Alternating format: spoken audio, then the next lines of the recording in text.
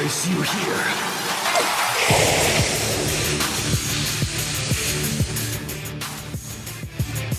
Yo, what the fuck is up, internet? The Black Okage here, aka TBH, and welcome back to Ask a Black Guy, the special show where I answer you hoes questions, and y'all ain't really hoes, it's just all I can think of that rhymes besides bros, and I ain't trying to sound like PewDiePie, but anyway, we just hit 600,000 subscribers. My nigga. Thank you to everyone, new and old, for supporting your boy. I wouldn't be shit without y'all, except for, well, funny, and the good looking, and a Super Saiyan Dreadhead Savage, but anyway, listen, that's beside the point.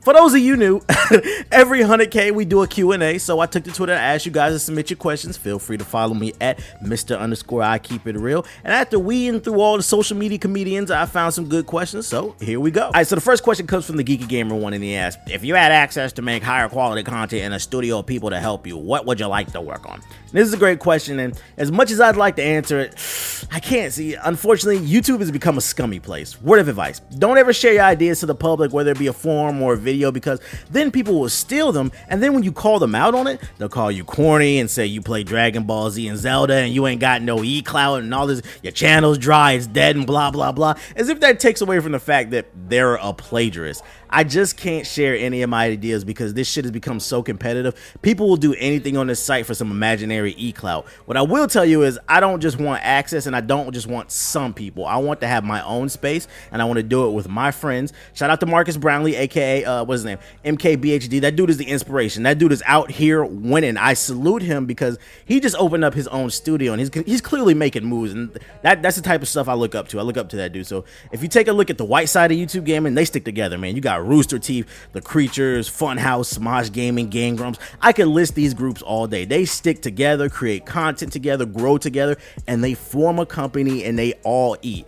Now name some people of color on that level. Don't worry, I'll wait. Do do do do do do do. And it ain't nobody, goddammit. Everybody on this end is either stealing from one another, hating, tearing each other down. Shit gets old. If someone has a proven track record of providing quality content, then support them when they trying to do something new. There's nothing cute or beneficial about being closed-minded. All right, so our second question comes from Tenchi. Is that from Tenchi in Tokyo, nigga? The anime? I love that shit. Anyway, he asked, what was your favorite E3 moment? So I got two favorite things from E3 last year. The first was outside this booth for this VR Walking Dead game. They had paid actors on the show floor in full makeup pretending to be zombies to promote their game the entire day. And no matter what people did, they would not break character. So I was like, watch this. And I turned around and I asked the zombie behind me if zombies eat ass. And then he broke out of character and we all started laughing, and that shit was funny. I think I talked about it in the previous video. I don't know. But if I didn't, whatever. And the second thing that I enjoyed about E3 is just the show floor. For those watching at home, all you get to see is the press conferences on day one, but there's a whole show floor open for 3 days full of stuff that you'll never get to see because mainstream media only covers the Call of Duties and the Assassin's Creeds of the world. I saw new consoles, indie games, various other tech products that you would never see unless you were blessed to actually be there. So that's something I'm going to try to focus on this year at E3. Last year we got in last minute because we didn't think we would actually get in, and when we went, we were a bit unprepared. So this year we're trying to step it up, and one of the main things I want to do is show you guys the other side of E3. Alright, so question number 3 comes from Joker, and he asks, do you think YouTube culture will progress for content creators anytime soon? Short answer, yes, but I think it will be a while. Right now, we're in the screamer era where all your popular content creators just scream in their videos and pander to children. Before, it was the Call of Duty commentary Moab era, so I think there will be a shift in culture because we've seen it happen before, but not at this very moment. But here's why I am confident there will be a shift in gaming culture on YouTube eventually.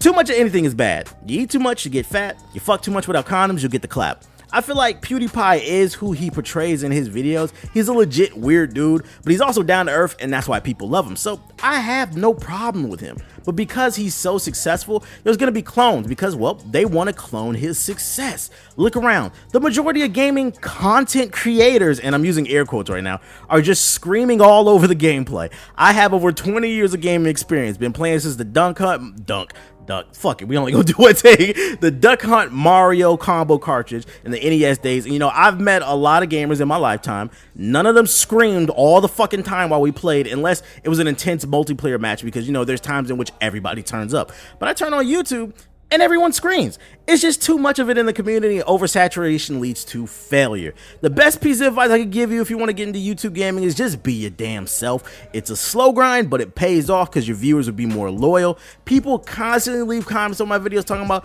oh, why doesn't this guy have 1 million subscribers? He fell off, blah, blah, blah, blah, blah. But if you look at the average views on my videos and my likes to view ratio, I average better numbers than a lot of these multi-million subscriber channels. And it's because I don't chase trends.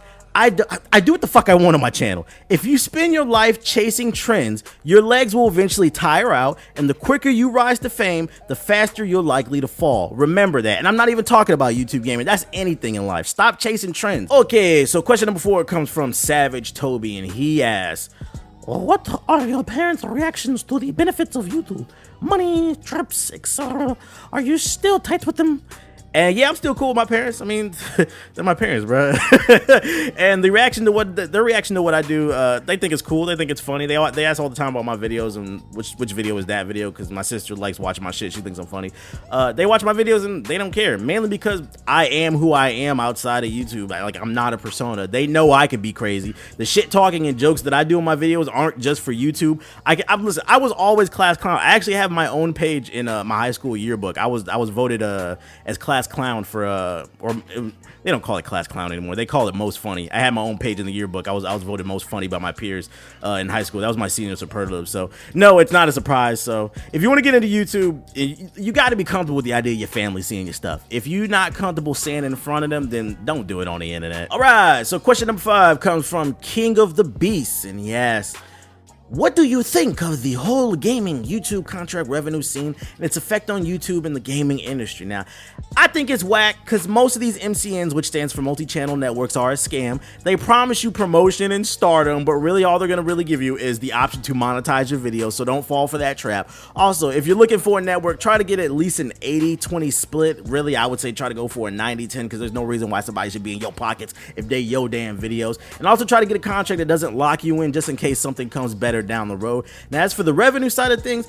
it also sucks because for those unaware, YouTube's algorithm rewards people with the most watch time. This is why everyone, including all your favorite comedian and makeup channels, this is why everyone, fucking weightlifters, all your fucking former game reviewers and shit, they're all turning into Let's Play channels. Let me let you guys in on a secret, okay? Let's Play videos are typically 10 to 30 minutes an episode. YouTube rolls out more ads for 10-minute or longer videos. So what you have in the recent years is a decline in creative content and a rise in Let's Plays because you can pump them out quickly, which YouTube rewards, and you get more watch time, which YouTube rewards, plus you get ad revenue, which is a reward in itself. You're getting more ad revenue than everybody else. So I hate to break it to you, but a lot of your favorite Let's Players are miserable. They don't do it because they love it. It's because YouTube rewards them with more money and promotion. Add in what I was talking about in the previous question about everyone copying PewDiePie, and now you understand why there's this cycle of redundant content currently existing in YouTube gaming. It's all about fame and money. And until YouTube changes algorithm where it rewards this fuckery, nothing's really gonna change too much, unless you, the viewer, actually decides I don't want to watch that shit anymore. But hey, yeah, get your money pimping. All right, so question number 6 comes from Eric Cartman. Shout out to South Park, and he says, I'm gonna try my terrible impression. What's your favorite Mass Effect game? That's my terrible Eric Cartman impression. I can't do it, bro. Mass Effect 1 is my favorite, mainly because it has more exploration and character customization. You can mix and match weapons and armor that can do amazing shit, but if you ask most people, they'll probably tell you the second game is their favorite. It did have the most amazing story, but they dumbed down the RPG elements, so I'm really hoping they bring back more RPG elements and exploration in Mass Effect Andromeda. I also pray that we at least get to see some gameplay, or maybe hopefully some hands-on gameplay from EA this summer at E3. It's my most anticipated game of the year, or I don't even know if it's coming out. It might be early. Oh yeah, they said early 2017. Did I mention I love Mass Effect? Anyway, question number 7 comes from, hey, it's Franklin. Look, man, dog, listen. I'm gonna need you to upload a Twitter ad. You know, I don't like talking to fucking Twitter eggs, dog. So I'm gonna need you to upload a fucking profile picture. For one, I'm gonna make an exception because you did ask a good question, so I'm gonna make an exception. Anyways, in 3 years, he asked, how big do you think the GI channel would be, which stands for Gaming Illuminati? You know, Frank, I'm glad that you asked about our new group channel, youtube.com/GIupdates. At the rate in which we're currently growing, we could be at almost 100,000 subscribers by this time next year, according to our social blade. That's probably because we drop daily content over at youtube.com/GIupdates. Usually we post at least 3 videos a day on youtube.com/GIupdates, and that's what will lead to the success of youtube.com/GIupdates. A bunch of brothers have come together to create something dope for us, and the best part of it all, we also support your content by shouting out community members in our weekly community spotlight series on youtube.com/GIupdates. Now, I know this sounds like a sales pitch, and well, that's because it is. So stop what you're doing and go subscribe to youtube.com/GIupdates. That's right, you guessed it. Now, I would have loved to answer more of your questions, but I didn't get too many good ones. Mostly people just sent me corny ass jokes. So maybe next time the video will be longer if you guys were stuck. Just quit trying to be fucking social media comedians.